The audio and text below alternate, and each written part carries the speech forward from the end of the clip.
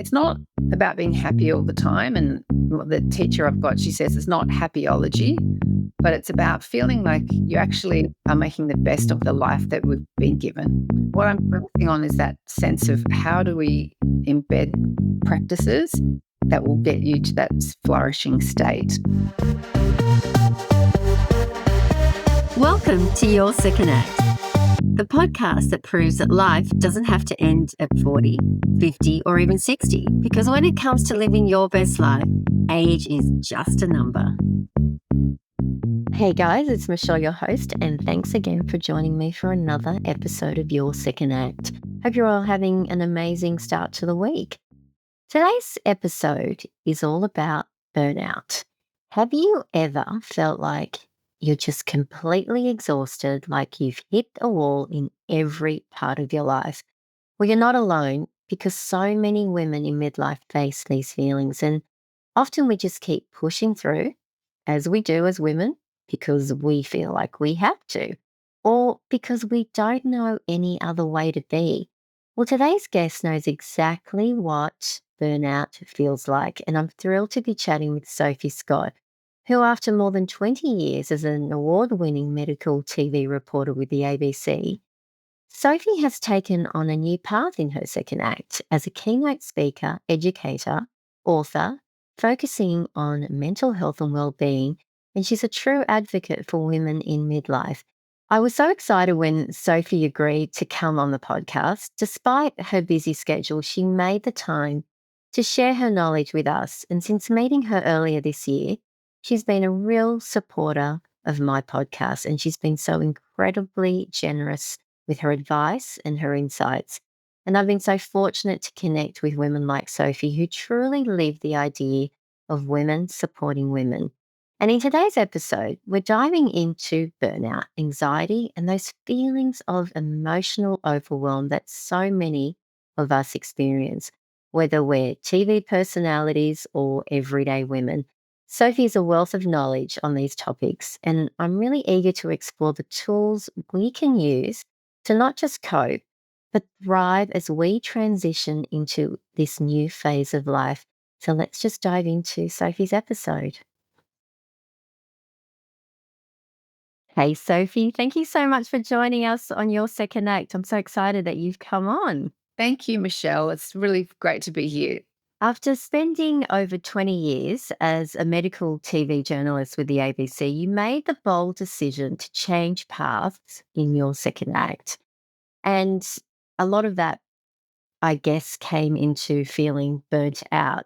And a lot of women in midlife find themselves at crossroads, and often because they're just plain exhausted and burnt out from juggling so much.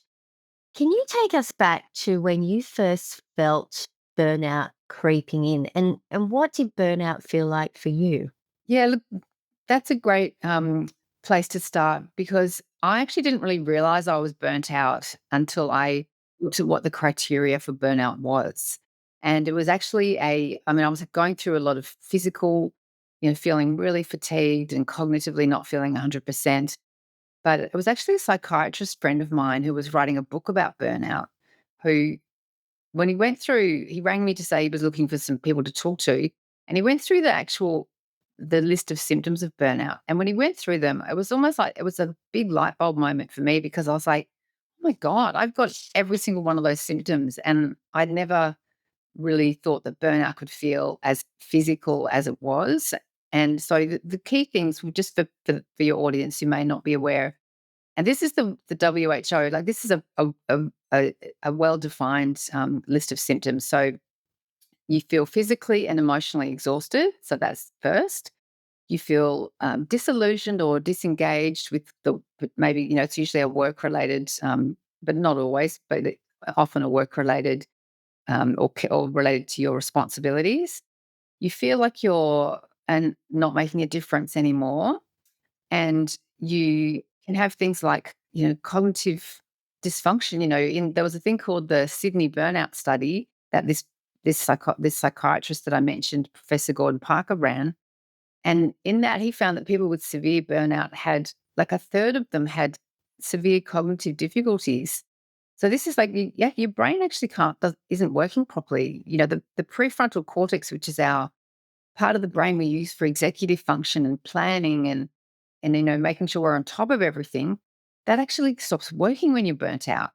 And so until I heard him go through all these symptoms and really look at what I was feeling myself and both physically and, you know, cognitively and everything else, I was like, oh my God, this is exactly how I'm feeling. And I'd had some red flags in terms of the physical signs of things. I'd been really busy. Like I was working as a TV reporter, which is full on. So, you're working for a number of, I worked for TV, radio, online, all the platforms. And then I was also flying around the country hosting health related events and speaking and being a keynote speaker. So I had 4 sons at the same time. So sort of had this huge, which I loved all those 3 things, those 3 parts of my life. I loved all of them and loved doing it. And so the thing about burnout, which is the tricky part, is that cognitively it you think I've always been able to do this. I've always been able to work full time and do everything and have a family and be really busy. But then your body has other ideas. And that was the real difference is that you and I often say you can't think your way out of burnout. You can't even talk your way out of it as much as we might like to, because your body just says enough is enough. And you start to have all these physical symptoms that something's going wrong. And, you know, some of these symptoms can mimic other conditions. So particularly if you've got the physical exhaustion, you need to look at and get a full physical check to make sure your iron levels are okay. If you have an underactive thyroid, you can also feel really exhausted. So you need to have that looked at and ruled out. So there's a few things you need to look at first before you just say, oh, that I must be burnt out. And then, so once you've got those things out of the way, then often what's left is that feeling, of burnout. And you really, for a lot of us, and certainly for me, it was a moment where I had to go, I can't keep doing what I've always done as much as I might want to or like to, because, you know, you do get that sense. And this is why we're seeing a lot of teachers, Michelle, and a lot of healthcare workers leaving the profession, because you have that sense of um, disillusion and you feel like you're not doing the job as well as you used to do. And that's why we're seeing a lot of people in those particularly caring professions leaving, because they feel like they can't provide the level of care at the same, way they have in the past. And so it can be a real moment of crossroads for a lot of midlife women in particular, where they're like, do this anymore. My body's saying, enough's enough. And but then, often it's in a job that we've loved. And what the research also shows is that high performers and people who really love the work that they're doing are actually at higher risk of burnout, because you put so much of yourself into the work that you're doing. Yeah, absolutely. And your latest book, which is called Beat High Functioning Anxiety Now, I wanted to ask you, what is high functioning anxiety? So, high functioning anxiety is a really interesting phenomenon. So, often if we think about a thing like generalized anxiety disorder, you might, and if that's something that people have, then you feel anxious all the time. You might have social anxiety. So, you might feel withdrawn and not want to, be in groups of people. High functioning anxiety is really when to the outside world, you might appear like an extrovert. You might appear really with it and together and but internally you have this sense that of sort of severe anxiety. And I like to sort of think of the analogy of like the little duck swimming along the pond, whereas to the outside world the duck is just swimming, but underneath you got these feet paddling to try to keep it all together. And so high functioning anxiety is very much that feeling where to the outside world appear, you might have a really high paying job, or you might have a really, high, important role in society, or, be running a family and things like that. And you're holding it all together, but internally you're feeling like it could fall apart at any moment. And the other thing that is very isolating with high functioning anxiety, and why I wanted to write the ebook, is that because you do look fine, no one's really going to check in with you and say, how are you? Or are you okay? Or I've noticed that you're struggling, or and that's that can make you feel very isolated. And so if that sounds like you or someone that you know, then having some tools to deal with the anxiety can really help, because you may not necessarily get the support from the people around you, because then you don't necessarily look like you need it. But I always say, well, make sure to check in with your friends, who are always the ones who are checking in on everyone else, because often they might be stuff themselves, and not, and just because you're good at helping people doesn't mean that we don't also need help ourselves. And so I think that's something that midlife women need to think about as well, that look for that sense of support within your friendship group, and make sure to check in on the ones who are always doing the checking in as well. Yeah, no, I completely agree. And I think, I don't know if it's just like being females and it's all about nurturing and wanting to look after others. But I mean, I found myself sometimes, and that's why I thought with burnt out and anxiety, I think they work together because, like yourself, and this is what I find so amazing, that obviously you have, you had a big media presence, and like the everyday woman, we look at people like you thinking, wow, she's got it all together. You're reporting on this. And I love the fact that people like yourself are real to say, I was suffering with burnout. I was anxious. And it just makes the rest of us feel, oh, okay. So, it is normal to feel this, because I think we place a lot of pressure on ourselves to keep going. And we don't have the energy that we used to have in our 20s and our 30s. But the problem is that our life is still really, really busy. And if anything, probably the busiest that we'll ever be. But we still have to have that energy and that self belief. And I think I sometimes get really down on myself and think, no, you've got to push through and you can't have a break. And you know what? I'm a detriment to myself, because therefore I can't help anyone else. So, Yeah, and I and love yeah, it is really that thing about, you know, sometimes when you are a bit younger, you can just sort of power through. But then, you know, you get to the point where I think, and I do think it's something that, and when I look back, over maybe the way I acted in my 20s and 30s, and maybe even 40s, that I wasn't really prioritizing my own well-being, even though, because I didn't really, I was always sort of thinking about someone else's needs, like the kids, or my husband, or there was always someone else who was at the top of that list. But I think what burnout teaches you, and what the reason I'm passionate about talking about it, is I don't want people to feel the way I did. I don't want you to get to that point where you feel so crappy that you just can't think straight and you can't, function in the way you have before. And so all those things that we know we should be doing, like just going for a 10-minute walk, or making sure to have that sense of connection with people that you enjoy their company, and prioritizing that, all those things that we know we should be doing, these are the protective factors that will actually help you from not ending up in the super anxiety and not feeling really burnt out and not feeling exhausted. And they're only they don't necessarily need to be big things. It might just be really just putting some rituals in your day, or some moments in your day where you're just taking even just 5 or 10 minutes out for yourself to do something. And we know the value of things like movement, and we know the value of things like meditation and breathing. And even though we know all this, the reason we often just put everyone else's needs first, but these are the things that will be the guardrails that help protect you from ending up in that burnout state. Or if you're feeling like you are there, and there's probably some people in the audience who are feeling like that is how I'm feeling right now, this is the way out as well.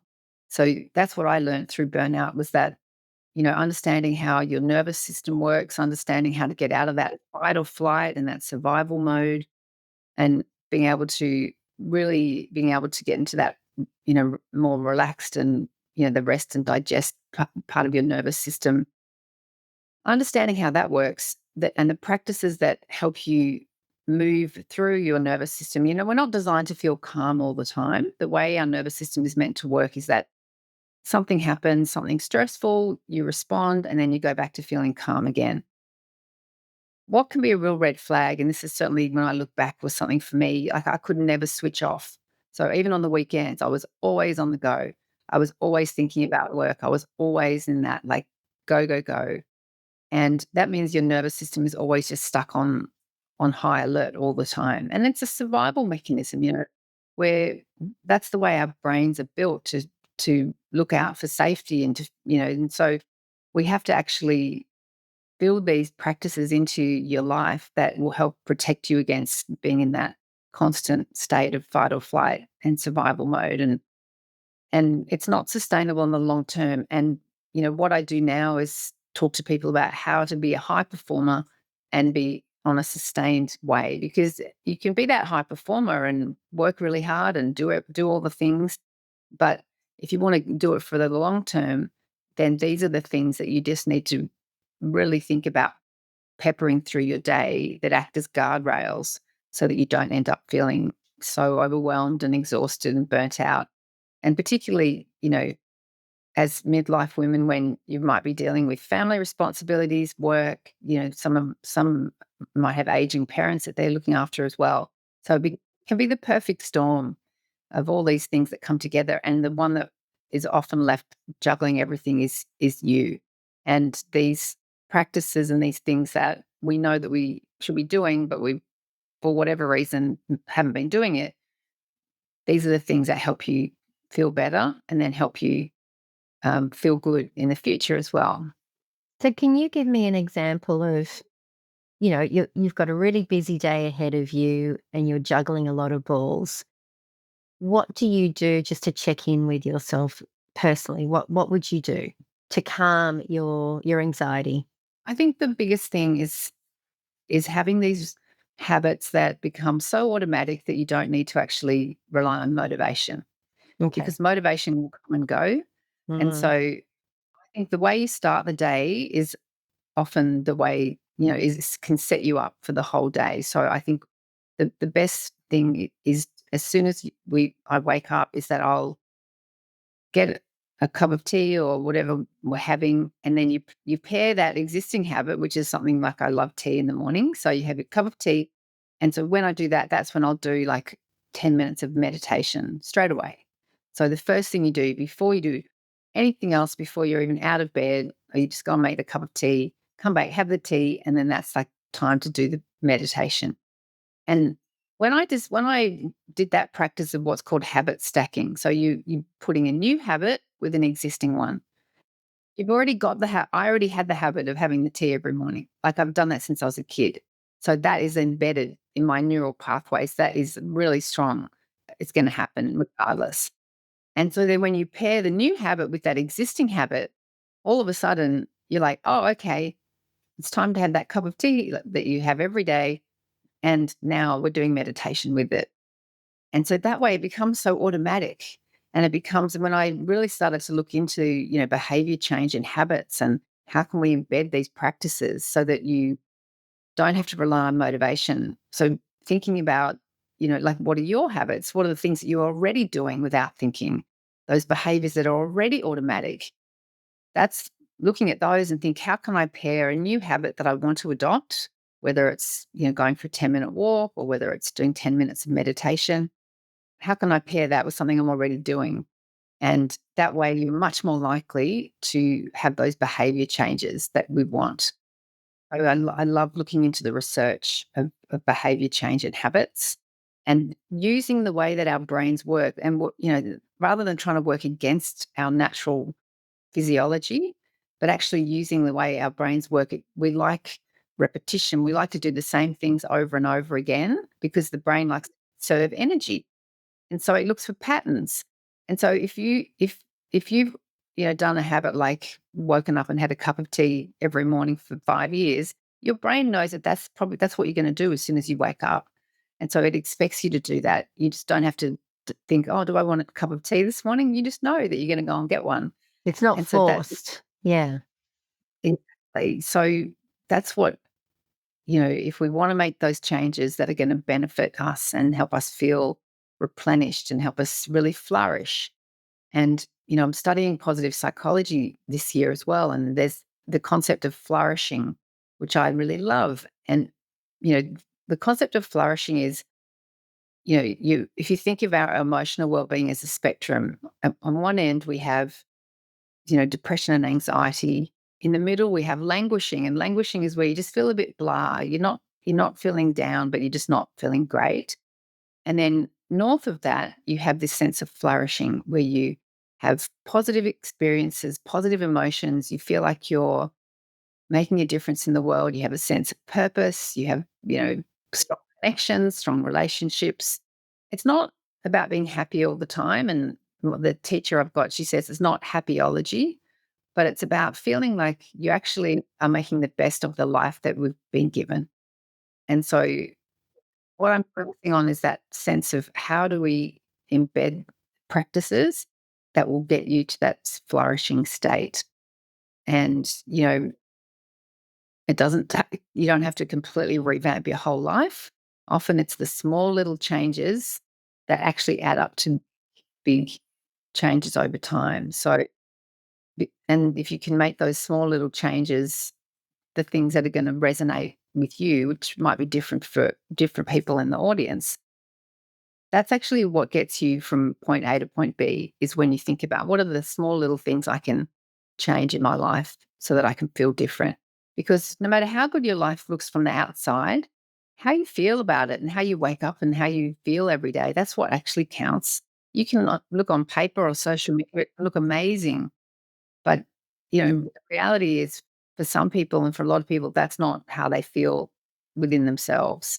And so if you have that sense of flourishing and that sense that, your life is really, you're making the best of the one life that we've been given, then these practices and being in midlife, particularly being, a midlife woman, where you're thinking about maybe making changes, now is the best time to be doing it, because for some of us, it's the first opportunity we've had to really put yourself first.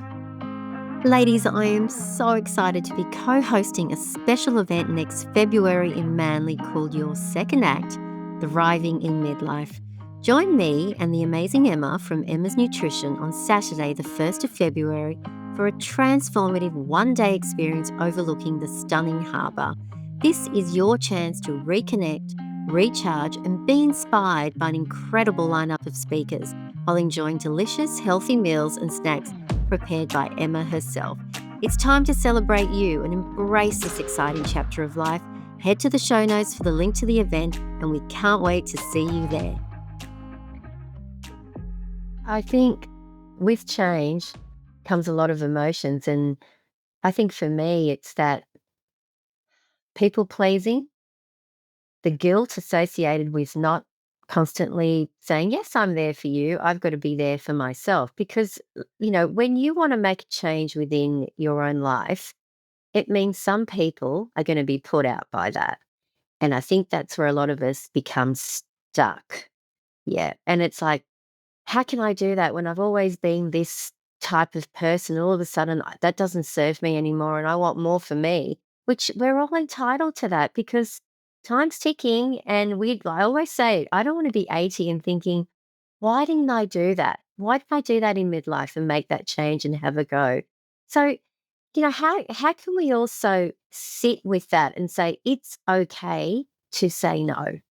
Mm. So I think that is a crucial point that you've picked up on, that often if we've been the person who's always been there and we've always been there for everyone else. And, a lot of times we can be that sense of not wanting to upset people and just wanting to keep the peace, and it's easy to just do it myself. It can be a real mindset shift to go, actually, I'm going to put my needs do matter, and your needs do matter as a person.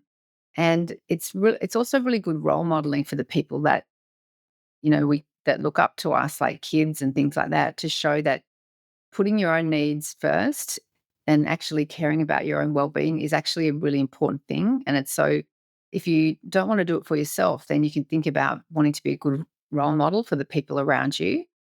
But then also, at the end of the day, if you think about, like, if if not now, then when? Like you said, do you want to wait till you're 80 and then go, oh, if only I'd taken that opportunity when I was had the chance to really make changes, if not now, then when? And, we can always find reasons to not do something.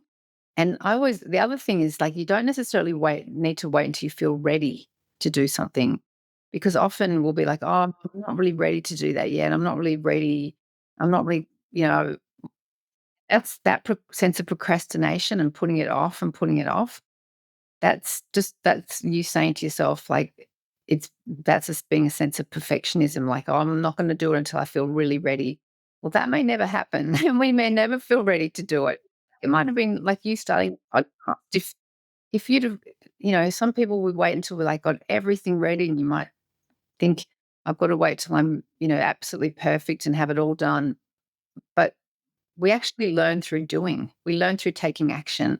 So rather than wait till you're 100% ready, I talk about this in my workplace talks that I give. I talk about the Nike slogan of "just do it." What's the most important word out of that phrase? Is it just? Is it do? Or is it it?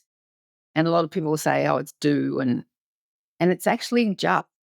It's just. It's about just taking action. So whether that action is imperfect, it actually doesn't matter. But you can you can read all the books, you can listen to all the podcasts, but unless you just take those actions to change your life, then nothing will change. And so I think when we are thinking about making changes, which as midlife women, we can have to deal with a lot of changes, that just taking action and being okay with that. And also being okay with the fact that not everyone will be necessarily happy with the changes that we might make, and being okay with that, and that's where your own sense of well-being and making sure that you're not just doing things to make other people happy, that sometimes when you might decide that you want to go on a health journey and really put your physical health first and start going to the gym and start eating better. And then the people around you might be like, why are we all of a sudden eating all this healthy food? And it's like, you've got to just accept that some people might be put out or might not be happy. But at the end of the day, we can only lead by example. And if it's something that you value and then it's important to you, then making those changes is crucial. And the big thing for me was looking at, how do I embrace change? Because often we can resist it as well. We can think, oh, I'll just stay doing what I've always done. I've always done it this way. I've always had this, done this work, or I've always done things like this. I'll just keep doing it. And so for me, the concept of embracing change is actually recognizing the values and the opportunities that come when you do make those changes, when you do something different. And I've seen in my own life, when I left my job of 20 something years, and, it was a very high profile position with a good platform and people took notice. But the opportunities that I've had since then and the things that I've done since then would never have happened if I'd stayed in the same place. And that's something I had to recognize, that, if we want to grow and we want to change and make the most of life, embracing those changes is what will get you there, and recognizing that it can be challenging, but that's where we have that sense of growth, is by embracing that changes. And you just never know what opportunities are around the corner. Like the opportunities to go on podcasts and talk to people. And, I love your podcast, and and the women that you have on have so much wisdom and knowledge to share. And, imagine if you hadn't taken that step of, making the podcast, all the women who listen to your show would never have had the chance to hear all that information. And so sometimes just jumping in and doing it. And that's a good message for the audience as well, to think, if it matters to you, then just go ahead and do it and make the changes. And you just never know what's on the other side. And it can be Absolutely. so much. I think also, like you talked about placing value on things. I think we all know what we value and what's important to us, but I think a lot of the times we don't want to hear it. We kind of push it away because maybe it never used to align with what we found was valuable. All of a sudden, value changes, doesn't it, throughout your life? But I think, like you made the example, if I had not have stepped out of my comfort zone to do this podcast, well, I wouldn't be here talking to someone like you. And now looking back, I think, how sad would that have been? And it's like, this is why I'm such a big advocate for change, and just, you don't have to make the big change, just small changes. And I find every time that I make a little change, I feel so much better about myself, because we have so much self doubt, so much noise in our head. And that's, for me, that's what holds me back constantly. That is such a common thing, Mm, a feeling that women in particular have. And I think the reason that making those small changes can help us feel better is a thing called the progress principle, where if you see that you can make a little change and then you feel that sense of achievement, it encourages you to keep going. So that's why I always say things like, don't feel like you have to revamp your life, or don't feel like you have to completely throw out everything you've been doing. You're so much better off to just think about making small little changes first, of for things in areas that you value. So thinking about what do you really value, and thinking about, do your actions line up with those values? And if not, then what are the tweaks that you can make that will help you get more aligned so your actions line up closer to with your values? yeah, absolutely. I follow your social media, Instagram and YouTube, and you've always got some, like, these great tips. And the other day, I was feeling really flat about something, and you popped up, and I thought, oh yeah, that's exactly what I needed to hear. But it's so true, isn't it? It's like, it's great now that the world is doing that. We're putting so many positive affirmations out there, and they really resonate with a lot of us. One thing that I'm really interested in, and you did speak about this in a podcast that I listened to not that long ago, manifestation and visualization. Now, I I'm really starting to believe in that, but I wanted to know, because you talk about the science of it and the proof Mm. behind it, because a lot of people will say, oh, that's a load of BS, as if you're going to really try and manifest this thing and it's going to come true. But I'm really seeing that it actually can, because I think you're thinking of it. Yeah, so I'd love to know more about that. Yeah, so look, there's a reason that elite athletes, like Olympians and things like that, use visualization. They use visualization where they visualize themselves doing the thing, winning the gold medal, because there is good science to back up that it can make a difference for a number of reasons. One is it puts you in the frame of mind that you think this is achievable. You see yourself doing something, and then your brain is like, "Oh, okay, I can actually see myself doing this." And it's also, the other thing is, it's you start to notice signs that you're doing it. So it's a bit like, imagine if you decided you wanted to buy a particular car, like a Tesla or something, and then all of a sudden, every time you're driving, you just see Teslas everywhere because you're looking out for clues of that thing. You're looking out for signs of it. You're being primed, your brain is being primed for it because you've been thinking about it and visualizing it in particular.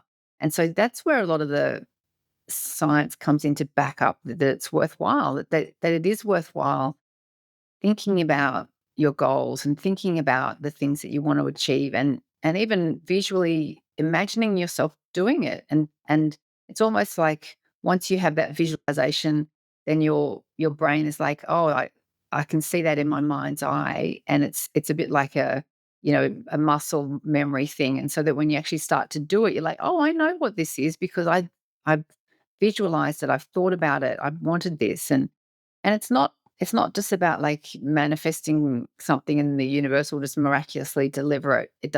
It's not like that. There's actually a lot more nuance and a lot more science behind it. But it's about priming yourself and framing it, and that success is out there for you if you just take the steps that you need to take, and be proactive as well, and thinking about, if it's something that it might be you might want a new relationship, or you might whatever it is that you want, you have to be thinking about what are the actions I can be taking myself and priming myself so that I have the best chance of succeeding at this goal. And visualizing it is just one step of that process as well. So I think it is worthwhile. It's certainly something that, whenever, particularly if it's something big that you want, or something that's a sort of a big, scary goal, or something that's quite, you think, oh, I'm not sure, or I don't know if I could do that, then just visualize yourself doing it, see yourself doing it. And then all of a sudden, if you get that chance to do it, you're almost like, oh, I know what this is like, because I've been thinking about being in this position. And that's also why another thing I do, Michelle, is I do a lot of communications and presentation training. And so we get people to practice. And I always say, we talk about how if you've got to give an important presentation, you have to know it back to front. But if you can actually go and actually deliver, and when Barack Obama was giving his one of the most important speeches he ever gave was for the Democratic National Convention, and that was really the first time he came really on the national political stage in the US. He practiced that speech over and over. He visualized himself being in that place, giving that speech. He went into the actual place and actually delivered it to an empty room, over and over again, and just to embed that he had visualized doing it. He had gone to the location and practiced it over and over again. So by the time he actually came to give this presentation, he was like, "I've got this. I can do it." And so that's why it all ties together, that, people who look like they're really nailing it and really succeeding have put a lot in. There's a lot behind the scenes that you don't see. And there's a lot that goes into that sort of looking like a overnight sensation, or, seamless success, and manifesting and visualizing, and commitment and practicing and consistency, all those things that we like to talk about. That's a big part of it as well. And thinking about what are things that are really important to you, that you're passionate about, and visualize yourself doing it. And that is the first step to actually getting that goal ticked off your to-do list. Yeah. I like to start my year with a list of what I want for the year. And I find that by doing that, it's like I'm setting this intention and then I'm really thinking about it. And the other day, I thought, oh, I'm going to go back and have a look because I'd actually forgotten what I'd written down. And I thought, oh my gosh, like half of the stuff had actually happened. And I thought, wow. And it just made me realize it's such a good thing for me to do. It's a great tool. And then you kind of make yourself accountable to those things that you want. Otherwise, I think it's having the plan as well, isn't it? And I think I used to feel scared to even have a plan, but I've realized that planning is so important to move forward, to be able to make change in your life. And I guess there are just so many tools out there. It's just really just taking the time to see which one connects with you. And I think people like yourself who constantly advocate for all of this, it's amazing. And so keep going with your social media because I love it every time. It's like, yes, I so get that, and it resonates with me. And yeah, I I'm think really it's so wonderful. I I I started I changed up my Instagram to be really focused on emotional well-being and mental Mm, well-being, and I could just see that there was such a need out there, and the feedback I get, is a lot like that. That people just say, I really needed to hear that today, and often I just put out what I want to see. I might just I think about something that I think that if I'm finding it useful and helpful, it might be of use and help to somebody else. And a great exercise, just wrapping up that thought about planning for the year, is because we are, even though when you get to the start of the year, it can be people are like, oh, what's your New Year's resolution? But I think if you can write down like what would an awesome year look like for you? Like what are the things that you really would, what would make the year awesome and amazing for you? And just write those things down. And particularly the things that put you in a state of how do you want to feel? Like, what's going to get you that sense of vitality and that sense of flourishing and feeling really good? What are the things that are going to get you to that point? And then really think about what are the things, the actions and the steps you can take to get that done. And then I think by writing it down, there's also really good research that suggests that it's actually, again, one puts you closer to achieving the goal. So, and I love writing. With written books and being a journalist, but I think the act of actually writing things down it gives you that sense of it's slightly more of a commitment than just thinking about it. So write it down. Think about your awesome year. What would make the next year awesome for you? And that's the first step to it actually happening. Yeah. Yeah, absolutely. So since you left your career with the ABC, if you now look back at the fact that unfortunately, you had an amazing career, but it ended with burnout, I would say, isn't it better to look at those signs before you get to that point? Because even though you're living an amazing life now, wouldn't you agree that, because of the burnout, now you are where you are, but you don't really want to get to that point to make the change. So yeah, what advice would you give about that? So yes, definitely. And that's why I like talking about burnout so much, because I don't want people to feel the way I felt. Yeah. Just with the timeline of what happened with me, so my burnout experience actually happened just before the pandemic. So I was sort of in that recovery phase and still working when the pandemic hit. And so I had to, and you can imagine what my workload was like, during the pandemic, being a health reporter. I was like, it was huge. But I had to recommit to all these practices to make sure that I didn't end up back in burnout, to make sure that I was, sticking to my goals and getting the exercise and the breaks and the cognitive rest and the replenishing things for your nervous system. And I didn't want to end up feeling really crappy, and I certainly don't want other people to feel so physically and emotionally exhausted and feel like they have no choice but to leave a career.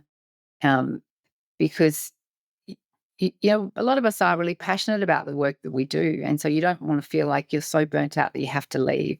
And so look out these red flags and just think about what are the small little changes that you can make that can act as a preventative, that can act as a guardrail against burnout. And one of the biggest things that now I look back, if a lot of us have our full identity tied up in our jobs, so we see ourselves, someone asks, and, if you think about in society, the first question people will ask is, what do you do? So we often feel we're defined by the work that we do. And for many of us, our full identity is tied up in a particular job title. And so what can be a very good protective factor against burnout is having things and hobbies and things that you do or practices where people don't even know that you have a particular job. So you can be a CEO or a surgeon or someone with a really high pressure job who does something like salsa dancing during the week where they're just known as Michelle. They're not known as Michelle, the CEO, or Sophie, the TV reporter.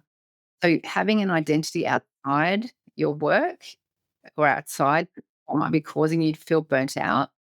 And that can be as parents as well. Often when, I remember with little kids, you feel your whole identity is just as a mother and feeling like, that's why if you would go and catch up with a girlfriend for coffee, you're like, oh my God, actually, I am more than just a mother. I can be a human being again.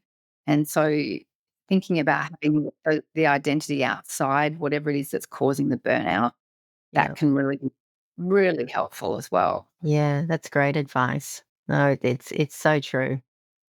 Well, Sophie, I've loved our chat. It's been so interesting, and I know the Mm. audience is definitely going to feel the same way because I think we all feel this. We all feel these emotions. And this is what's great having these conversations to let people know you're not alone. We all feel it, and that there's help and that there's tools that we can learn to help ourselves get through it. And I'll be putting all your information in the show notes. So, yes, please follow Sophie because she's wonderful and you give great advice. And that's what I've really enjoyed about getting to know you as well.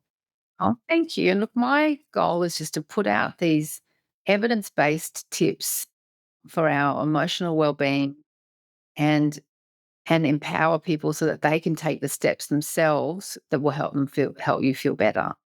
We've got no shortage of information out there, but it's thinking about what's going to resonate with you that you can go, you know what, that makes sense. I'm going to actually do that, and also giving yourself a little bit of self compassion as well to recognize that no one has it all figured out. No one, no matter how they might appear, particularly on social media, no one has it all figured out.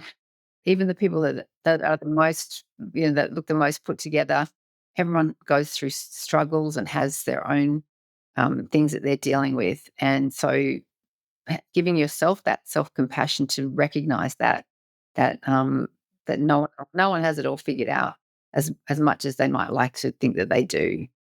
Absolutely. Wow. Well, I like to end my episode with the same question.